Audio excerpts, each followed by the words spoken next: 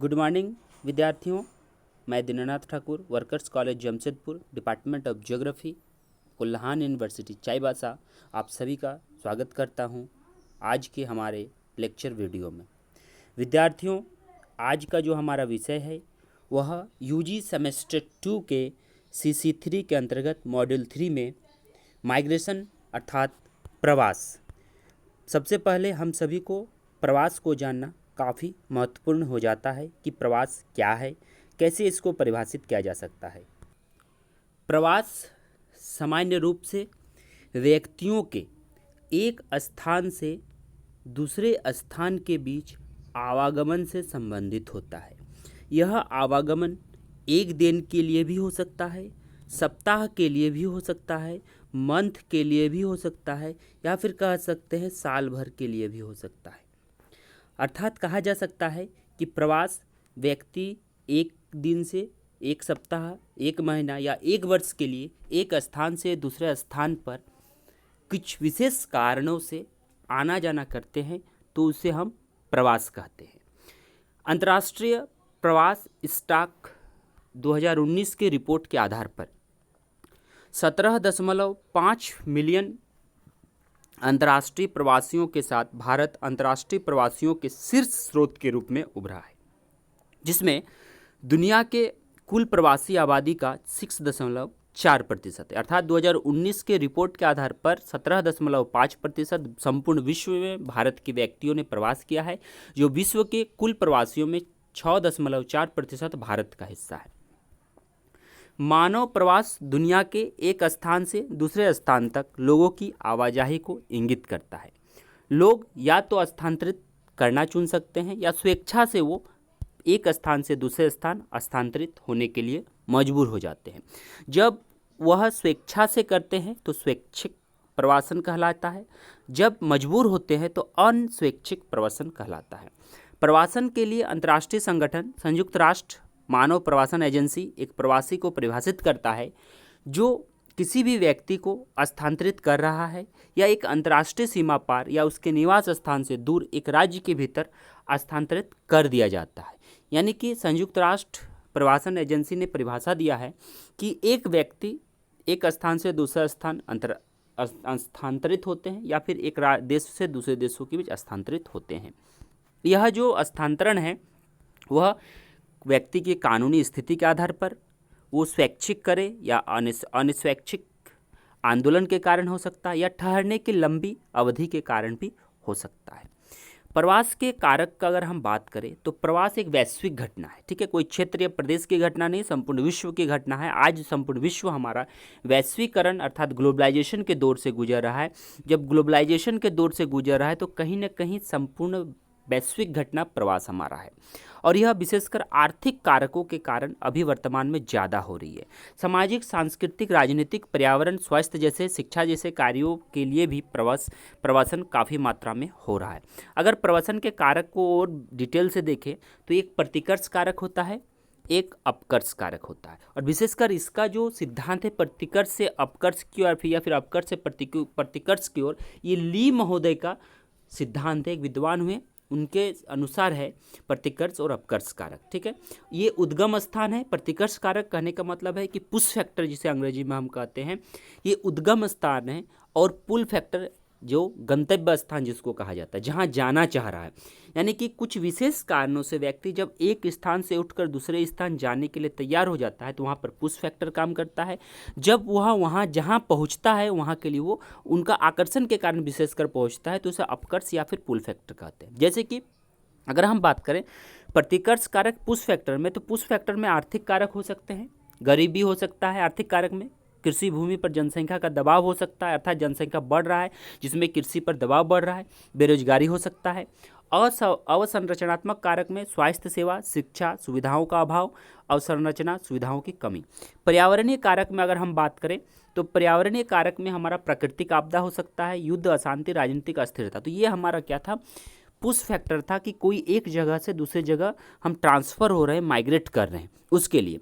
दूसरा है कि कहाँ हम जाना चाहते हैं, हो सकता है जहाँ बेहतर रोजगार के अवसर हो वहाँ हम जाना चाहते हैं, नियमित काम जहाँ मिलने की सुविधा हो वहाँ हम जाना चाहते हैं, ऊंचा वेतन हमें जहाँ प्राप्त होते हैं वहाँ हम जाना पसंद करते हैं, शिक्षा के बेहतर अवसर जहाँ होते हैं वहाँ हम जाना पसंद करते हैं, जो हमारा गंतव्य स्थान या फिर पुल फैक्टर के रूप में, आकर्षण के रूप में कार्य करते हैं। साथ ही साथ मनोरंजन, मानव की जो मनोरंजन की सुविधा है उसके आधार पर शांति और अस्थायित्व, और सकारात्मक और नकारात्मक यहाँ इंडेक्स के साथ है, यानी कि कुछ पॉजिटिव ऐसे तत्व हैं जो उनको आकर्षित करते हैं। तो पुश और पुल फैक्टर सबसे महत्वपूर्ण कारक है। उसी का थोड़ा सा हम विस्तृत वर्णन अंग्रेजी में किए हुए हैं, उसे भी आप लोग देख सकते हैं। संपूर्ण हमारा जो हिंदी है उसी का इंग्लिश अंग्रेजी क्या हुआ है। आगे हम बात करते हैं कि पुश फैक्टर वे होते हैं जो किसी व्यक्ति को अलग अलग कारणों से मजबूर करते हैं ताकि स्थान की उत्पत्ति, आउट माइग्रेशन हो और अन्य स्थानों के लिए पलायन हो सके। पुल फैक्टर जहाँ से खिंचा हुआ आकर्षण होता है जो किसी क्षेत्र के प्रवासी इन माइग्रेशन को इंगित करता है, अर्थात जहाँ जाता है वहाँ इन माइग्रेशन, और जहाँ से उठता है वहाँ से आउट माइग्रेशन। ध्यान दीजिएगा, जहाँ से उठता है वहाँ से आउट माइग्रेशन, जहाँ जाता है वहाँ इन माइग्रेशन। अब आते हैं प्रवास के प्रकार में। तो प्रकार में अगर हम बात करते हैं तो विशेषकर राष्ट्रीय प्रवास जिसे हम आंतरिक प्रवास कहते हैं, और अंतर्राष्ट्रीय प्रवास जिसे हम इंटरनेशनल प्रवास भी कहते हैं। तो कई कारणों से होता है जिनके आधार पर मानव आंतरिक प्रवास करते हैं, जैसे एक देश के अंदर, राज्य के अंदर, महाद्वीप के भीतर चलना। बाहरी प्रवास जो होता है, एक राज्य, अंतर्राष्ट्रीय जो होता है उसे बाहरी कहते हैं, एक राज्य अन्य देश महाद्वीप की ओर बढ़ना होता है। इसको आप लोग देख सकते हैं, एक मानचित्र भी, इस मानचित्र को जरूर से जरूर बनाएं।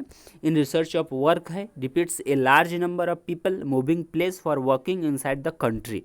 There are only a few districts where the ratio of such migration is more than 20%. Here are the top 10 district। ठीक है, यहाँ भारत का टॉप 10 डिस्ट्रिक्ट है। दोज माइग्रेशन फॉर वर्क या फिर businesses as percentage of total migration.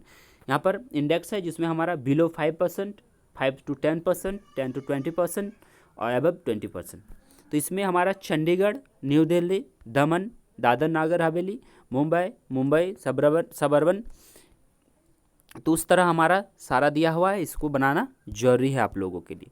अब भारत में आंतरिक प्रवास के दो मुख्य प्रकार होते हैं, दीर्घकालीन हो सकते हैं या अल्पकालीन, यानी कि लंबे समय तक जा सकता है आदमी या फिर कुछ विशेष समय के लिए, छोटे समय के लिए जाता है, जिसमें मुख्य स्रोत हमारा उत्तर प्रदेश, बिहार, राजस्थान, मध्य प्रदेश, आंध्र प्रदेश और छत्तीसगढ़ शामिल है। प्रमुख गंतव्य स्थान जहां जाना चाहता है आदमी, दिल्ली, महाराष्ट्र, गुजरात, हरियाणा, पंजाब, कर्नाटक। भारत में आंतरिक प्रवासियों की आबादी 309 मिलियन आंतरिक प्रवासियों में जनसंख्या के 30% है 2011 के जनगणना अनुसार। जब किसी व्यक्ति को उनके जन्म स्थान से भिन्न स्थान पर जनगणना में शामिल किया जाता है तो उसे प्रवासी माना जाता है। यानी कि एक व्यक्ति का जन्म मान लिया जाए कि वो हमारा झारखंड में हुआ है, लेकिन उनकी जनगणना दिल्ली में हो रहा है, तो वो कहीं ना कहीं प्रवासी हैं, अर्थात झारखंड से उठकर वो माइग्रेट करके दिल्ली में जाकर या तो शिक्षा के लिए या रोजगार के लिए या फिर अन्य सुविधाओं के लिए पहुंच गए हैं। जिसमें हमारा महिला प्रवर्सन सबसे मुख्य है। 70.7% महिलाएं 2011 के जनगणना अनुसार 70.7% महिलाएं आंतरिक प्रवासियों में शामिल है। शादी ग्रामीण और शहरी दोनों क्षेत्रों में महिला प्रवास का एक प्रमुख कारण बन गया है। आगे हम बात करते हैं पुरुष प्रवासन। तो पुरुष ज़्यादा तक प्रवास क्यों करते हैं? क्योंकि वह रोजगार से संबंधित होते हैं, इसलिए ग्राम से शहर की ओर पलायन कर रहे हैं। रोजगार क्षेत्र में अगर बात करें तो प्रवासी ज़्यादातर निर्माण उद्योग, घरेलू कार्य, कपड़ा, ईंट भट्ठों, परिवहन, खादानों जैसे कृषि उपक्षेत्रों में नियुक्त किया जाता है। शहरीकरण का अगर बात करें तो ग्रामीण शहरी मजदूरी अंतर को प्रभावित करती है और शहरी क्षेत्रों में श्रम की मांग में वृद्धि हो रही है, अर्थात ग्रामीण क्षेत्र में मजदूरी कम मिलती है, शहर में मजदूरी ज़्यादा मिलती है। शहर में शिक्षा के स्तर उच्च होते हैं, शहर में खाद्य पदार्थ उच्च कोटि के मिलते हैं, हर चीज़ शहर में थोड़ा डेवलपमेंट है ग्रामीण क्षेत्रों से, इसीलिए वहाँ पर हमारा क्या होता है कि आकर्षण होता है, गंतव्य स्थान होता है। अब आते हैं हम बाहरी प्रवासन अथवा बाह्य प्रवासन में। इसमें क्या होता है? बाह्य प्रवासन में शहरी मजदूर और प्रवासन में वृद्धि हो सकती है। भारत में बाहरी प्रवासन मोटे तौर पर वर्गीकृत किया जा सकता है, जिसमें भारत दुनिया के विभिन्न हिस्सों में प्रवास करता है भारतीय व्यक्ति, भारत के विभिन्न लोगों का आवर्जन है, जिसमें हमारा सबसे महत्वपूर्ण शरणार्थी प्रवर्सन है। शरणार्थी के रूप में भारत के लिए अनैच्छिक या फिर कह सकते हैं मजबूर अप्रवास की प्रवृत्ति भी थी। यहाँ पर एक हम डाटा दिए हुए हैं, उसको आप लोग देखिए कि home away from home where Indians go, rank में सबसे पहले हमारा है यूएई कंट्री, जिसमें नंबर ऑफ इंडियंस 3.5 मिलियन अर्थात शरणार्थी के रूप में वहाँ पर हैं। यूएस में 2.0, सऊदी अरब 1.9 million, Kuwait 1.0 million, Oman 0.7 million, UK 0.7 million, Qatar 0.6 million, overall total 15.6 million. तो ये डाटा को बनाना जरूरी है आप लोगों के लिए। अगर हम कारण की बात करें तो कारण में सबसे मुख्य कारण रोजगार है। रोजगार के उद्देश्य से व्यक्ति एक स्थान से दूसरे स्थान, अंतर्राज्यीय, बाहरी माइग्रेशन अर्थात कह सकते हैं आउटर माइग्रेशन, इनर माइग्रेशन जरूर से जरूर होता है। मौसमी प्रवसन भी महत्वपूर्ण भूमिका निभाता है। उसके अलावा शिक्षा, सुरक्षा में कमी और विवाह जैसे स्थितियों में भी हमारा माइग्रेट का कारण होता है और पर्यावरण आपदा भी होता है। अगर इनके प्रभाव की बात करें, प्रभाव जो माइग्रेशन का है, तो प्रभाव में कहीं ना कहीं हमारा सकारात्मक प्रभाव और नकारात्मक प्रभाव हो सकता है। सकारात्मक प्रभाव में श्रम, मांग और आपूर्ति। प्रवसन मांग और आपूर्ति के अंतराल को भरता है। कुशलतापूर्वक श्रम, अकुशल श्रम, सस्ते श्रम का आवंटन होता है। आर्थिक विप्रेशन में प्रवासियों को आर्थिक भलाई, मूल क्षेत्रों के परिवारों के लिए जोखिम के खिलाफ बीमा प्रदान करता है। उपभोक्ता खर्च बढ़ता है। स्वास्थ्य, शिक्षा, संपत्ति गठन में निवेश होता है। कौशल विकास में हमारा प्रवासन बाहरी दुनिया के साथ संपर्क और बातचीत के माध्यम से प्रवासियों के ज्ञान और कौशल को बढ़ाता है। जीवन की गुणवत्ता में हमारा प्रवासन रोजगार, आर्थिक समृद्धि की संभावनाओं को बढ़ाता है। प्रवासियों को अतिरिक्त आय, प्रेषण घर वापस भेजता है, उनके मूल स्थान पर सकारात्मक प्रभाव पड़ता है। सामाजिक संप्रेषण में अगर हम बात करें तो इसमें नई संस्कृति, रीति रिवाज, भाषाओं के बारे में सीखते हैं, भाईचारा को बेहतर बनाने का बात करते हैं। खाद्य और पोषण सुरक्षा में अगर हम बात करें तो खाद्य और कृषि संगठन 2018 में state of food and agriculture report के अनुसार प्रवसन अक्सर प्रवासियों के लिए बेहतर भोजन और पोषण की सुरक्षा की ओर जाता है। जनसांख्यिकी लाभ का अगर हम बात करें तो बहिर्गमन के परिणाम स्वरूप उत्पत्ति के स्थान पर जनसंख्या घनत्व कम हो जाता है और जन्म दर घट जाता है। जलवायु अनुकूल तंत्र की बात करें तो जलवायु परिवर्तन, बाढ़, सूखा, चक्रवात जैसे चरम मौसम की घटनाओं के संदर्भ में एक संभव अनुकूलित तंत्र के रूप में उभरा है। इनमें नकारात्मक प्रभाव में देखिए जनसांख्यिकी प्रोफाइल, राजनीतिक बहिष्कार, जनसंख्या विस्फोट, अनपढ़, अशिक्षित, बढ़ी हुई श्रम प्रमुख हैं।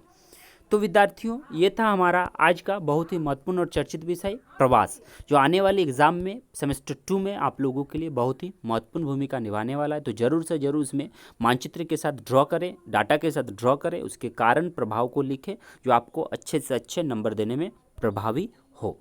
धन्यवाद।